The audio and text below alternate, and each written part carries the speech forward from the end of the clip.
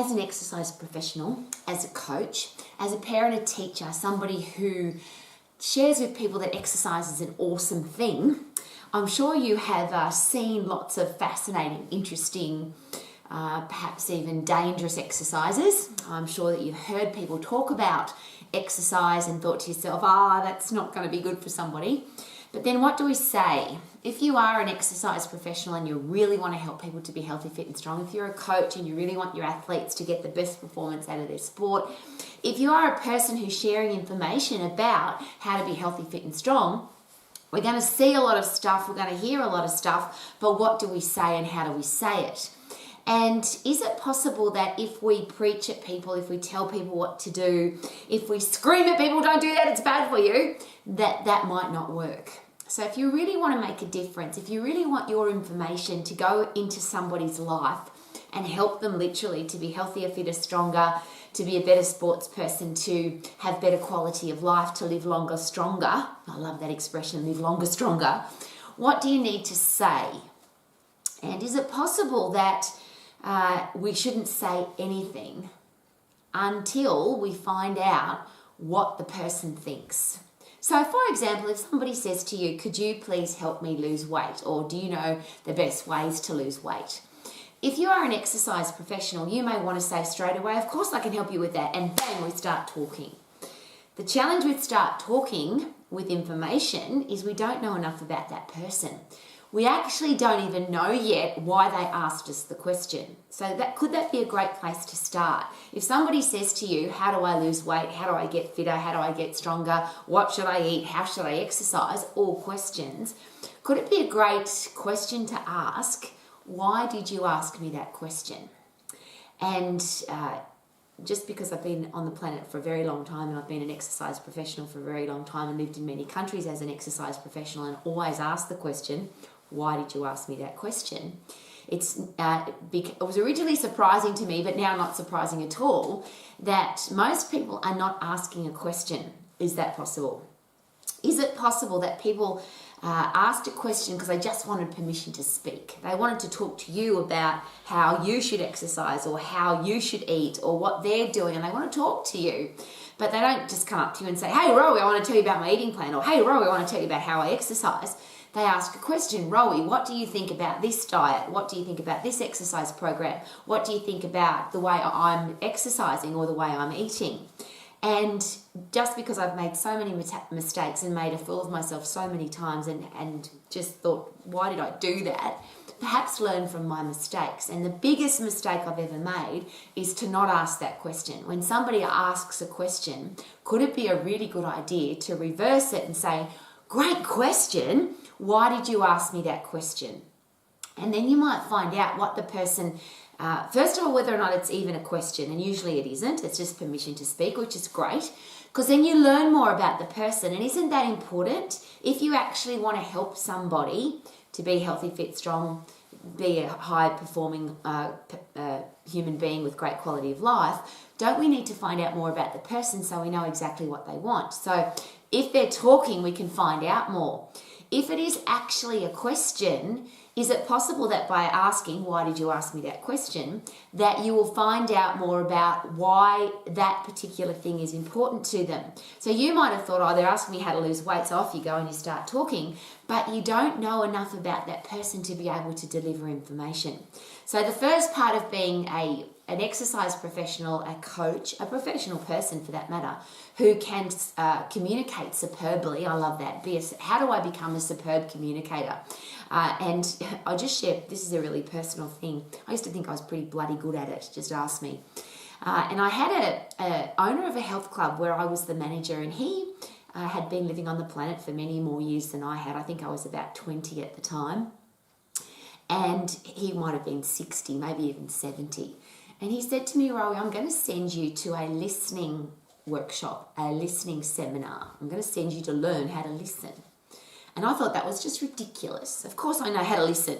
I didn't ask anything about why he wanted to send me to a listening workshop, to a listening education program. And it was for 2 weeks, not 2 days, not 2 hours.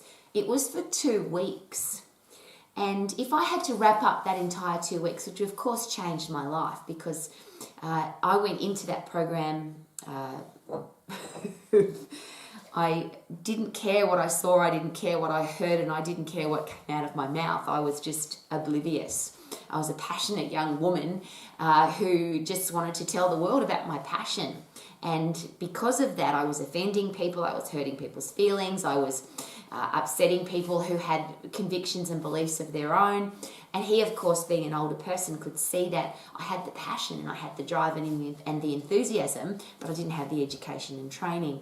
So the program taught me very beautifully and specifically that listening isn't about me. It's about the other person. Superb communication isn't about me. It's about the other person.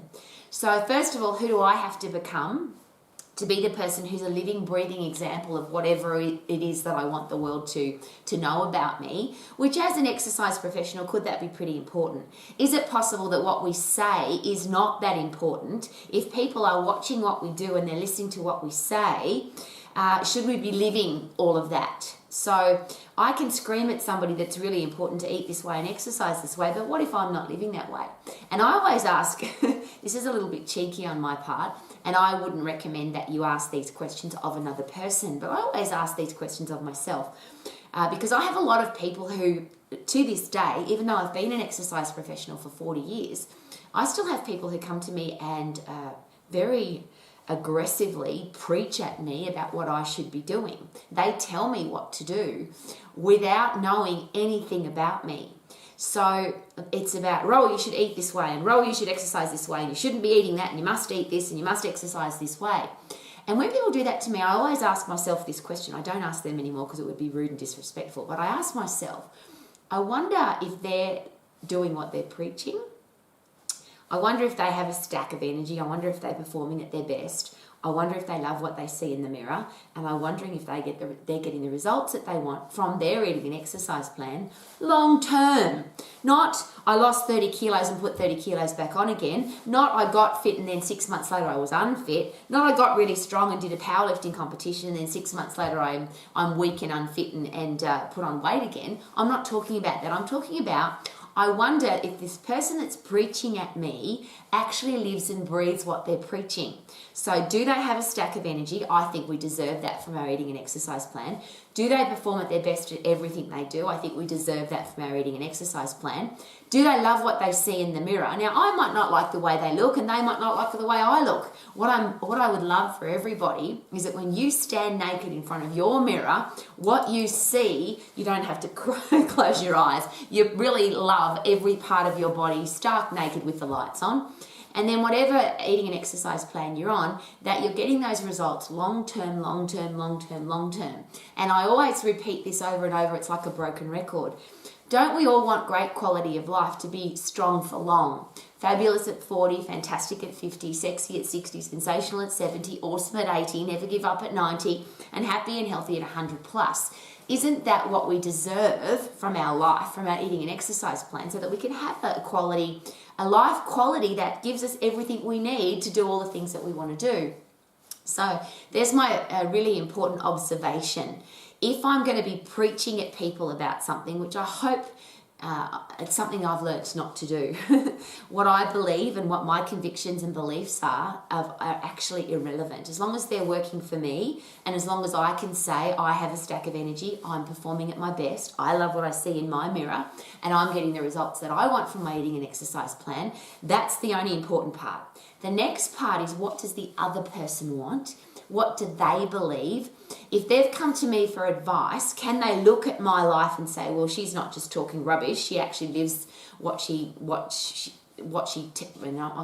hesitating on this because I'm not the person that tells people anymore. I used to, and it used to get me into a lot of trouble. What I do now is ask people, what do you want and what's important to you?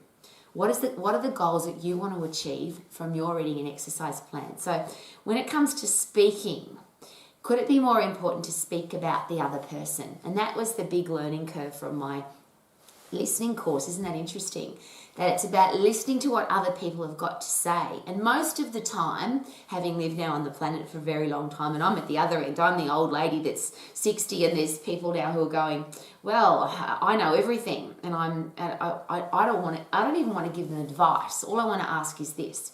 If you really want to make a difference, if you really want to help people to be healthy, fit and strong, if you really want to make sure that people have great quality of life from their eating and exercise plan, could it be better or could it work more effectively if you build a relationship with that person?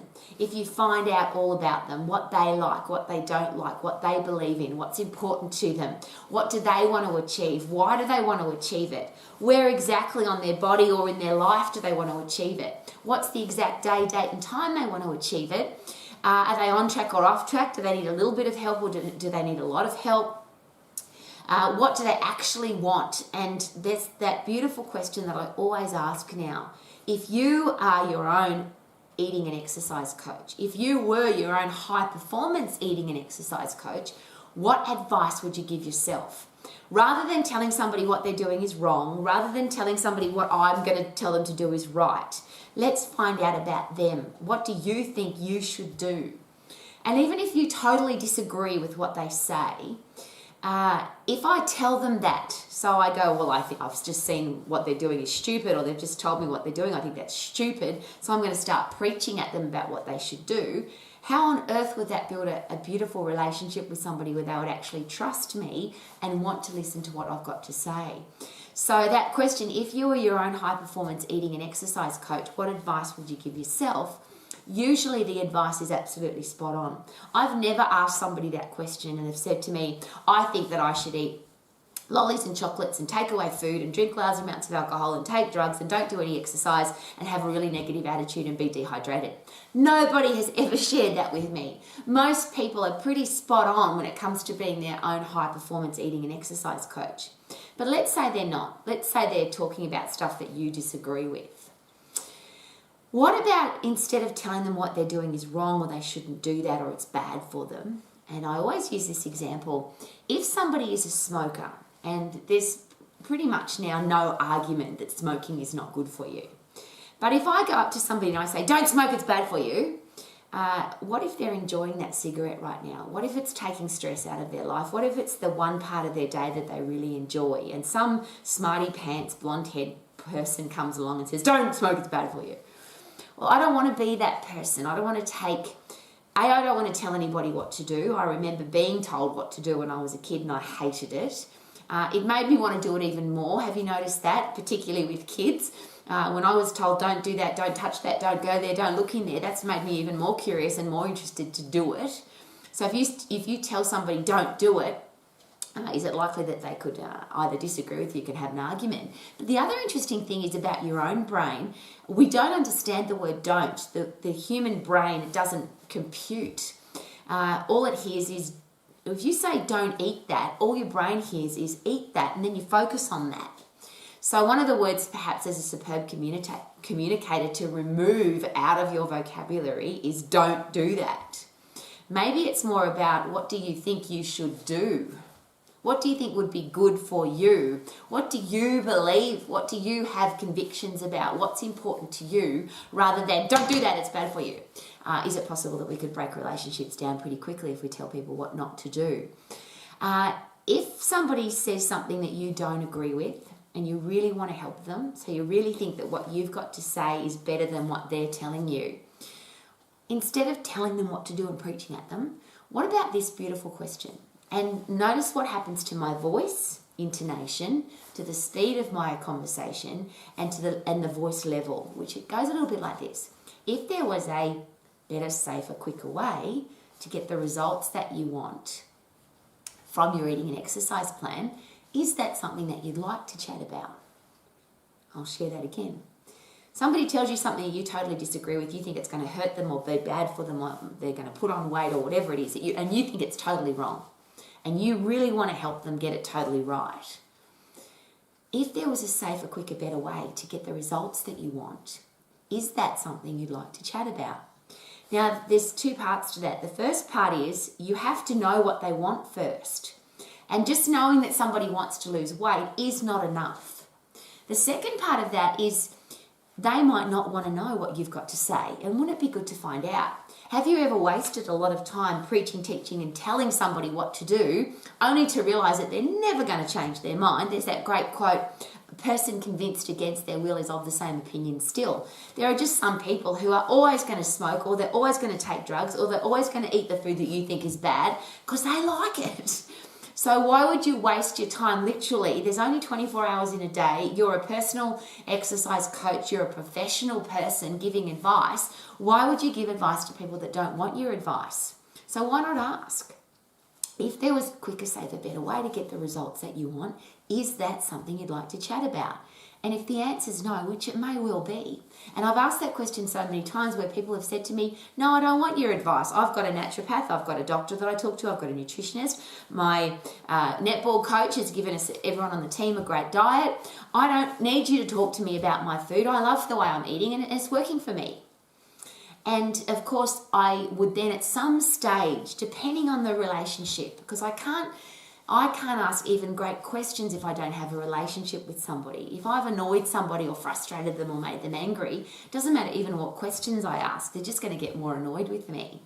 So very quietly, without any frustration in my voice, without any trying to make somebody feel bad, if somebody shares with me that they have an eating plan or an exercise plan that I might not agree with, and I really think that I can help them, and I've changed my mind on all of that now because I absolutely passionately believe that if somebody wants to do something, then that's completely up to them.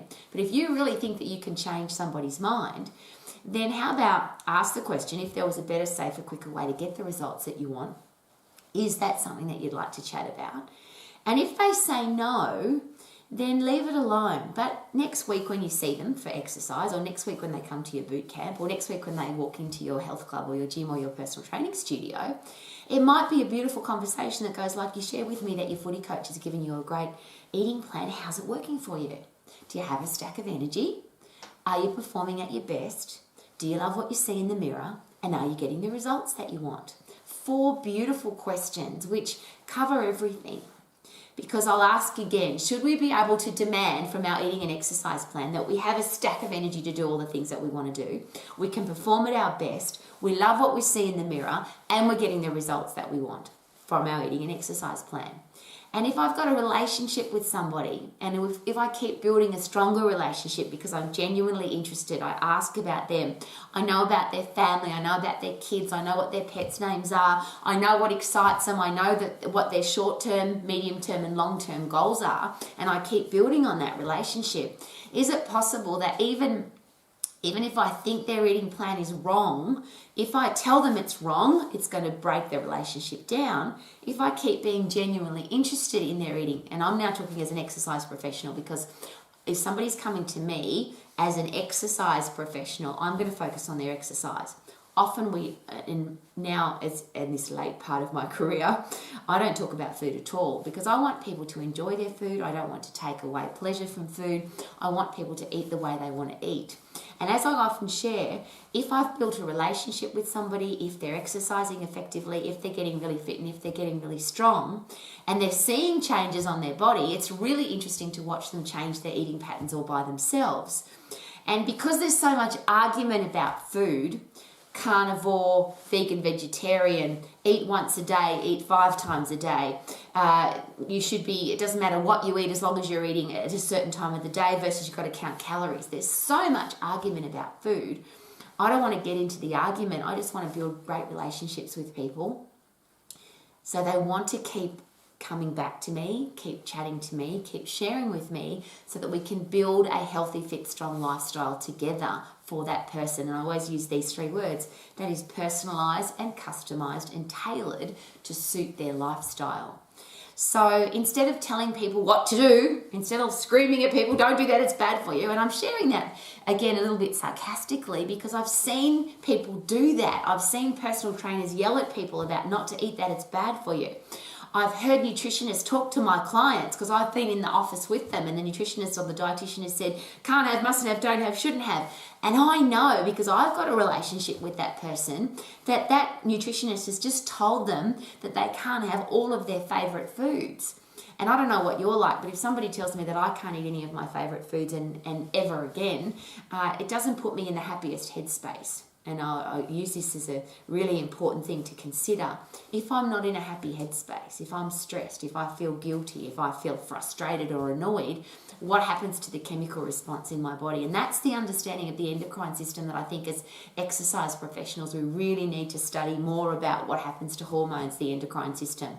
Cortisol, epinephrine, adrenaline, stress drugs cause our blood pressure to go up, our resting heart rate to go up, our blood sugar levels and our cholesterol levels all up, which means that puts us in a state of dis-ease, which is awesome if we're going to be sprinting or fighting or lifting heavy or putting our body under intense, high intense activity to disperse those epinephrine, adrenaline, cortisol, bring blood pressure back down, bring heart rate back down. Blood sugar levels are now low because the sugar that came into my bloodstream to give me energy to exercise, I've now burnt it off. So my blood sugar levels are again even, and my cholesterol levels are even because I've used my blood fats because I've exercised. If I haven't exercised because I've eaten something I feel guilty about and then I just keep eating more, if I'm lying on the couch feeling depressed and anxious and angry because I don't look the way I'd like to look, if somebody's told me I have to eat a certain way and then I'm not eating that way so I feel guilty, they're all the things that cause dis-ease, stress and dis-ease. I don't want to do that to anybody. How about you? So rather than telling people what to do, even if we see evil, even if we see a bad exercise or a bad eating plan, even if we hear people talking about how you should and shouldn't eat, even if we want to tell people you shouldn't do that, could it be a really good idea to ask more questions, find out more about the person? The next really interesting thing, please, to consider is when you are in a health club, when you're in a personal training studio, when you're at a boot camp, when you're in the park, and you are an exercise professional and you see people doing something that you think might hurt them. So they're doing what you might think to be a dangerous exercise or a waste of time exercise or an exercise that could injure that person. So many times I've seen exercise people, and I wouldn't call them professionals, race up to somebody on the gym floor and say, don't do that, it's going to hurt you, or that's a bad exercise, or you shouldn't do that. Do we know yet why that person is doing that exercise? It could be their absolute favourite exercise, and they're never going to listen to you, especially not now that you've yelled at them. And I know that because I've seen it happen so many times on gym floors where the instructor or the personal trainer has yelled at somebody, and when the personal trainer's walked away, the person's gone, oh, idiot, and just gone back to doing the same exercise. I don't want to hurt people either. When I see people doing an exercise that's going to waste their time or hurt their joint or is a risk to them short-term or long-term, I want to stop that from happening too. That little sound on my tiles in my kitchen is my little doggy, and Brutus is now 20 years of age, and every time I hear that noise I get excited because he's got long-term quality of life, which is what I want for everybody. So if somebody's doing a dangerous exercise and they're going to hurt themselves, they're not going to have long-term quality of life. But if I yell and scream at them, if I make them feel stupid, if I come across as a tyrant, I'm not going to build a relationship with them. So here's a little system that might be helpful. Is it possible that if I tell somebody they're awesome versus they're an idiot, I could build a better relationship with them? So how about compliments and praise? How about congratulations, you're at the gym? How often do you come? Somebody comes to the gym 3-4 times a week. Wow, most people don't come ever, and you're here 3 or 4 times a week. How many exercises do you do? How many times do you do them? Wow, you're obviously committed and dedicated to your exercise. Now, don't use it as that sickly sweet when you're trying to compliment somebody and you don't mean it. I'm talking about being genuinely happy that somebody wants to exercise. Why don't we ask them what their goals are instead of telling them that's a bad exercise? So how come you're doing this exercise? What's the outcome you want to get from this exercise? What's the outcome you want to get from your exercise program? And why is that? And where would you like to do that? And when would you like to do that? And how will you feel if you do it? And how will you feel if you don't? Are you on track or off track? As your own high-performance exercise coach, is this the exercise that you've chosen? Yes. If I was your high-performance exercise coach, is there anything that you'd want from me to... This is what I do. Have you ever had any questions about exercise? Very kindly and politely and humbly, without telling people what to do. Now, there's a couple of things that will happen. The person will say, yes, I've picked this exercise because I believe it's right. Leave me alone. I like it. Great. Leave them alone. I can't build a relationship with somebody if I've annoyed them or frustrated them or made them angry. The reverse of that is somebody says to you, no, I don't know why I'm doing this exercise. Somebody gave it to me years ago. I read it in a magazine and I'm just doing it because I thought it was a good exercise. Why? What do you think? Still, rather than telling them what to do, how about we take them through the process together, which is, what result do you want to get from this exercise? What muscles do you think you're using while you're doing this exercise? If there was a safer, quicker, better way to get the result that you want from this exercise or from a different exercise, is this something you'd like to chat about? Notice it's is this something you would like to chat about? If there was a safer, better exercise or a safer, better way to do this exercise, is that something you would like to know about, something you'd like to chat about? So I'm going to wrap all of that up.